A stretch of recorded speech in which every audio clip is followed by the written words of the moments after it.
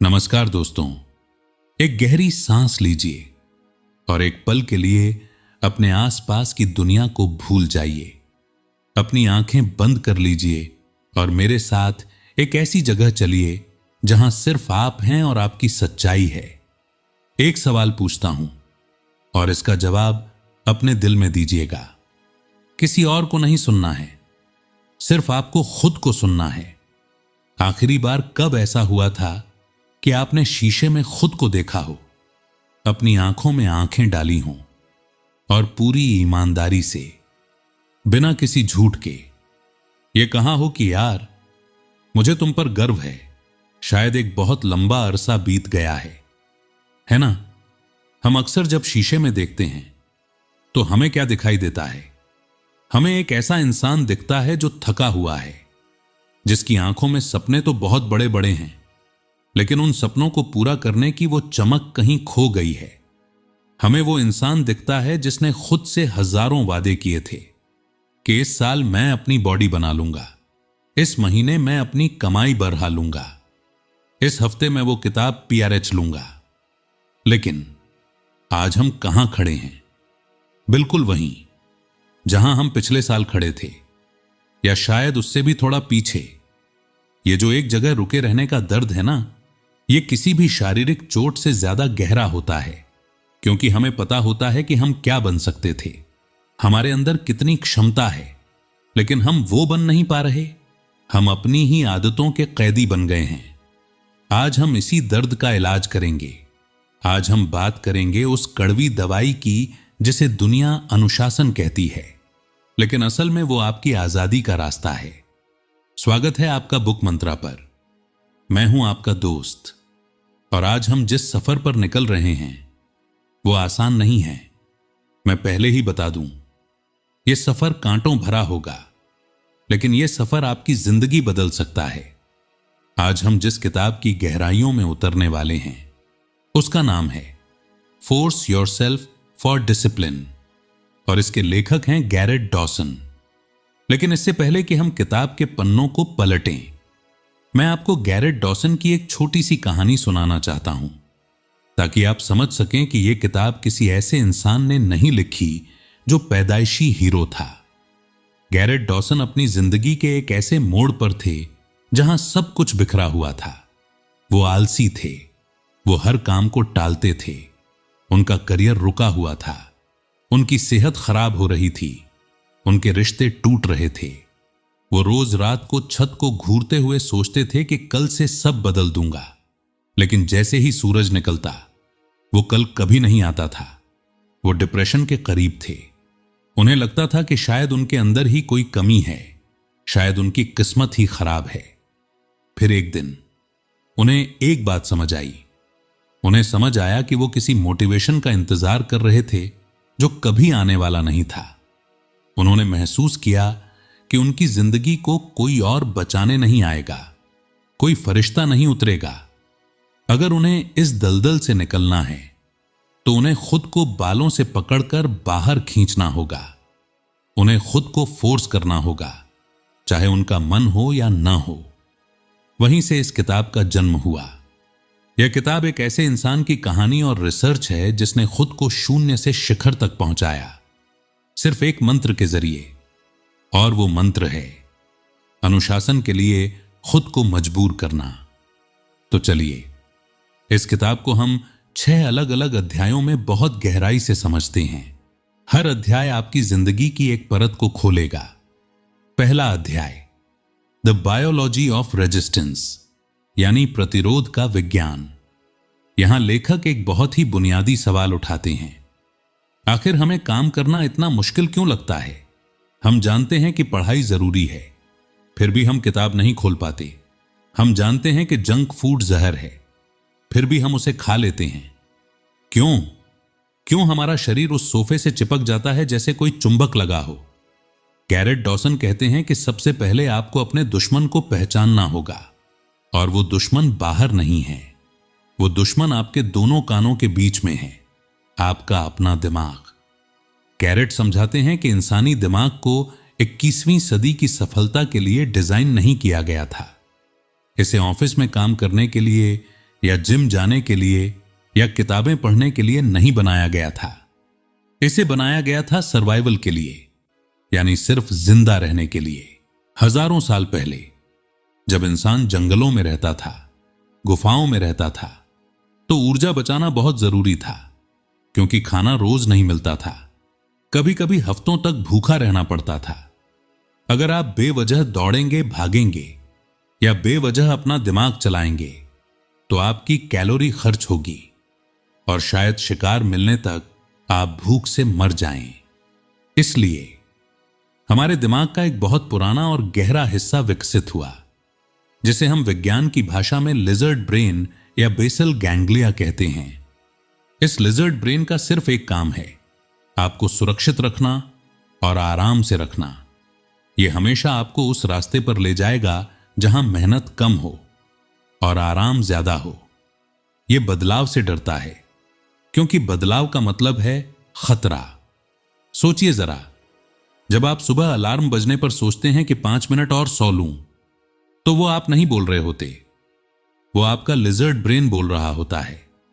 वो आपको सुरक्षित रखना चाहता है। वो चाहता है कि आप रजाई की गर्माहट में रहें, क्योंकि बाहर ठंड है, बाहर मेहनत है, बाहर ऊर्जा खर्च होगी। लेखक कहते हैं कि हम सब एक बहुत बड़ी गलतफहमी में जीते हैं। हम सोचते हैं कि जब मेरा मन करेगा तब मैं काम करूंगा, जब मुझे अंदर से वो आग महसूस होगी, वो मोटिवेशन फील होगा, तब मैं पढ़ाई करूंगा। गैरेट डॉसन यहां इस पहले अध्याय में एक बहुत बड़ा सच हमारे मुंह पर मारते हैं। वो कहते हैं, आपका मन कभी नहीं करेगा, कभी भी नहीं।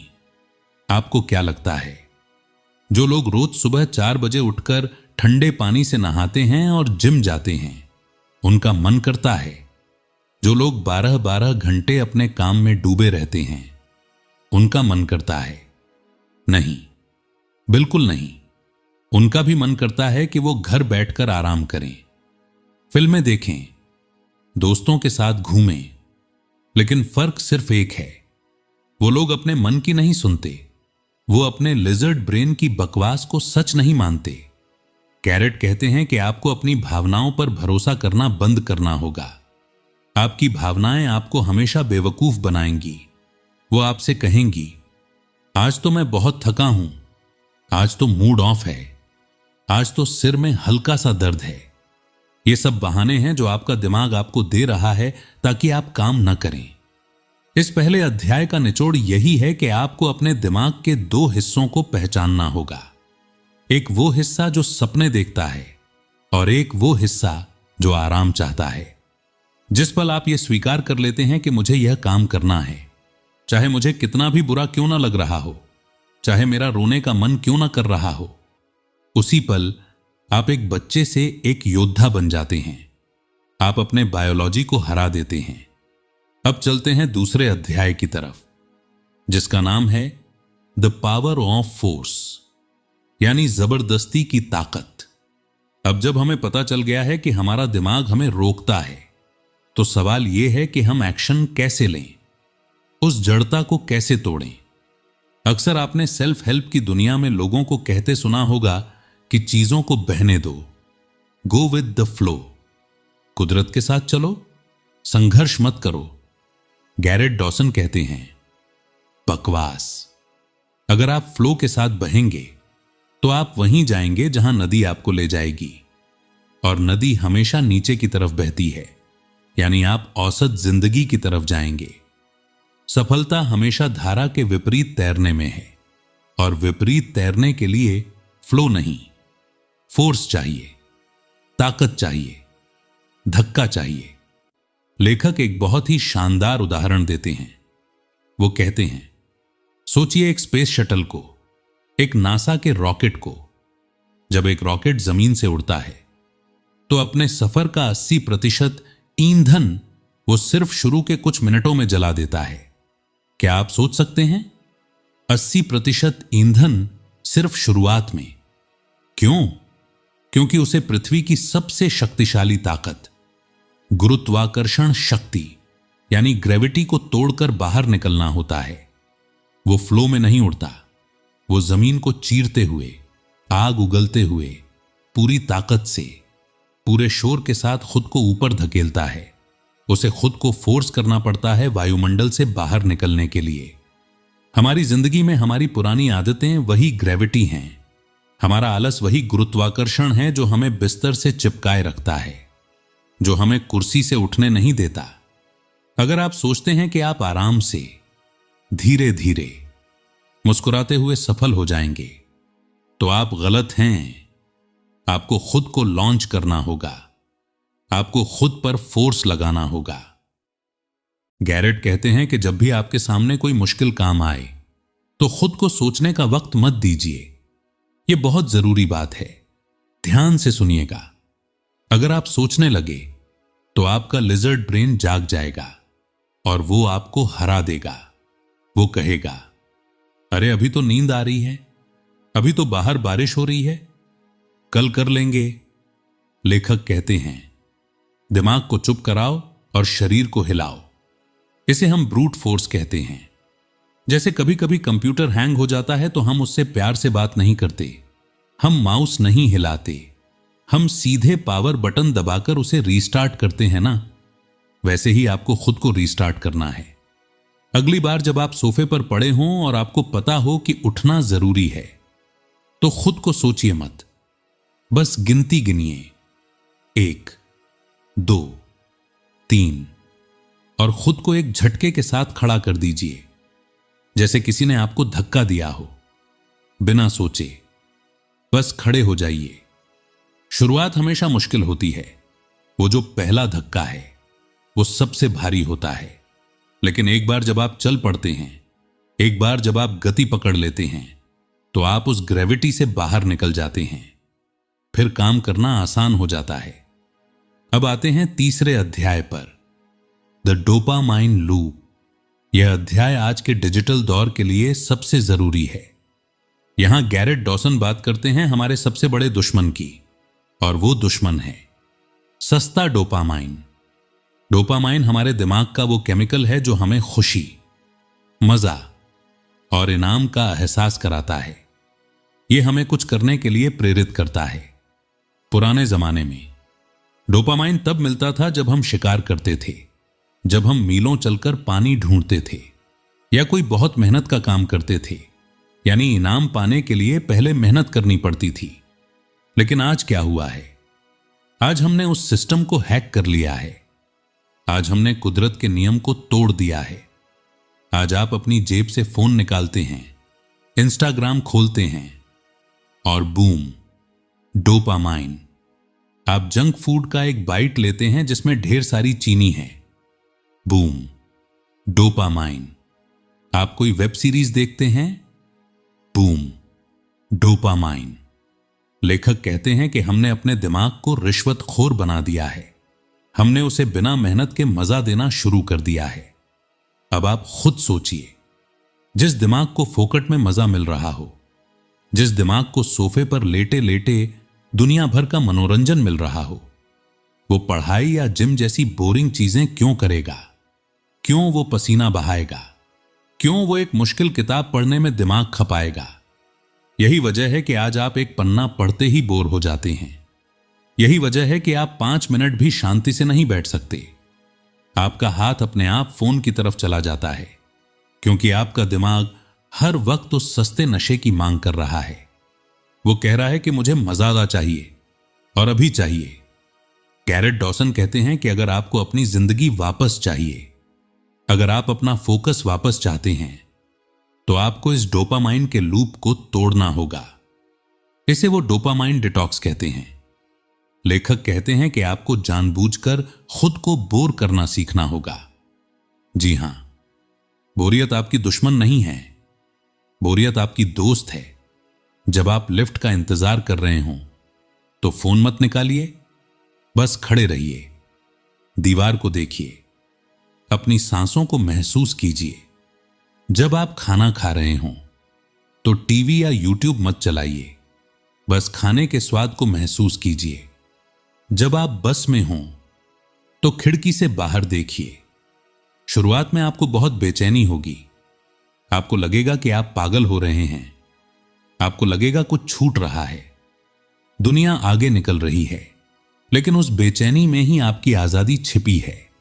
जब आप अपने दिमाग को यह सस्ता मजा देना बंद कर देते हैं तो वो धीरे धीरे रीसेट होने लगता है, उसकी संवेदनशीलता वापस आने लगती है और फिर उसे छोटे छोटे और मुश्किल कामों में भी मजा आने लगता है।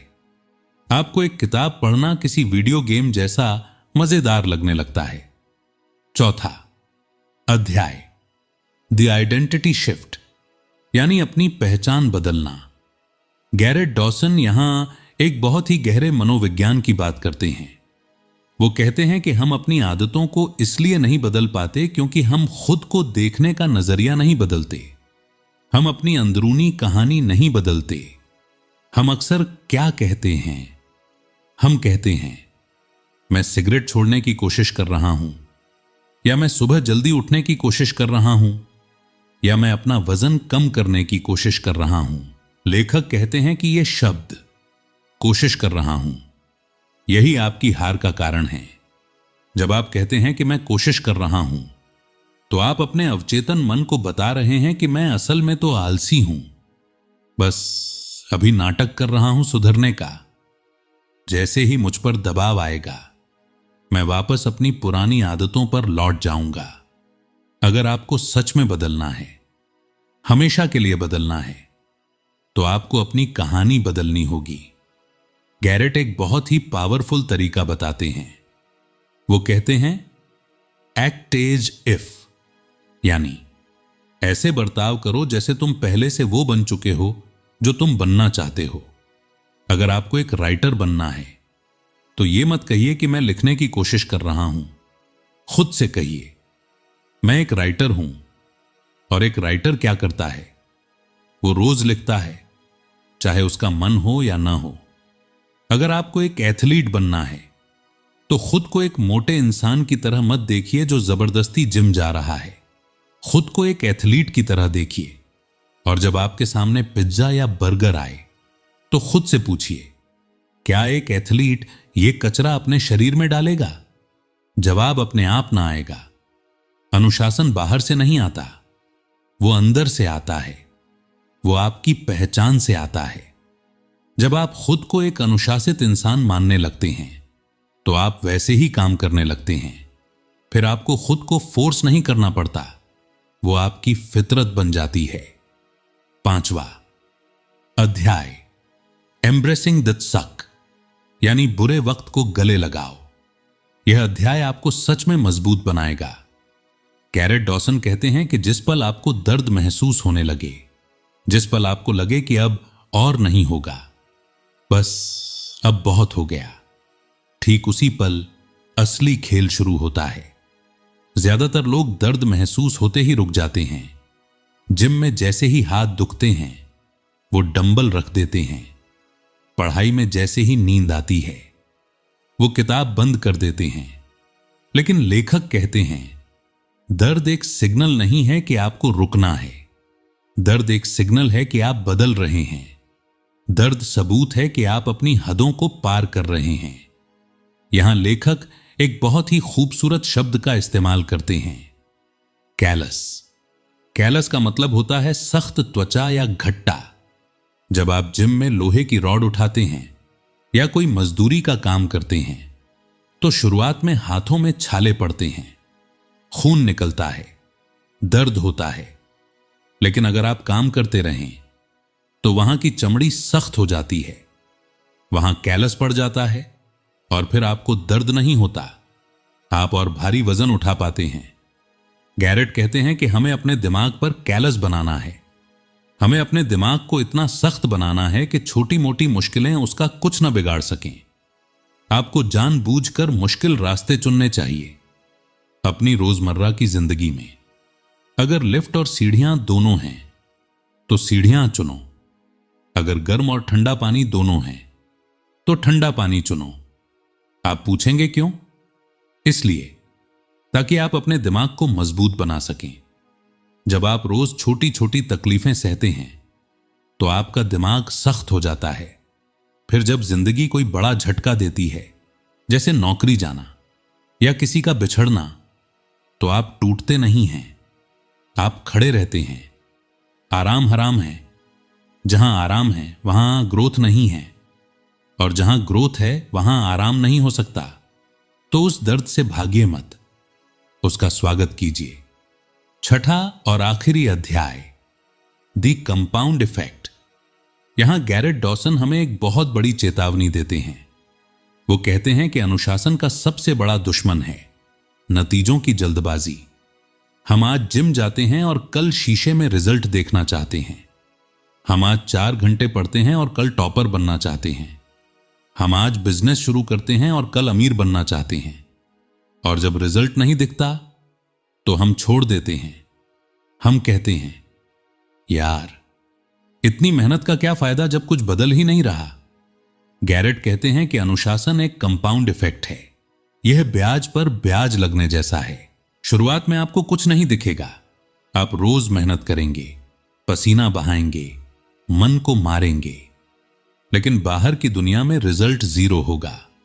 इसे लेखक वैली ऑफ डिसअपॉइंटमेंट यानी निराशा की घाटी कहते हैं। यही वो जगह है जहां 99% लोग हार मान लेते हैं, वो लौट जाते हैं। लेकिन जो लोग टिके रहते हैं, जो अंधेरे में भी चलते रहते हैं, अचानक एक दिन उनकी जिंदगी बदल जाती है, रातों रात। लेकिन उस एक रात के पीछे सालों की मेहनत होती है। इसे बांस के पेड़ की तरह समझिए।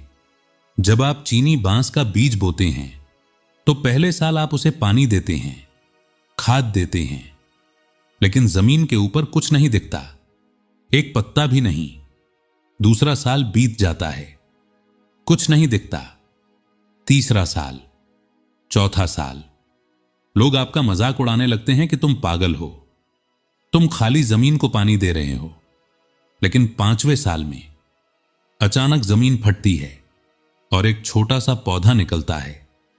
और फिर अगले सिर्फ 6 हफ्तों में वो पेड़ 90 फीट ऊंचा हो जाता है। सोचिए, 90 फीट सिर्फ 6 हफ्तों में।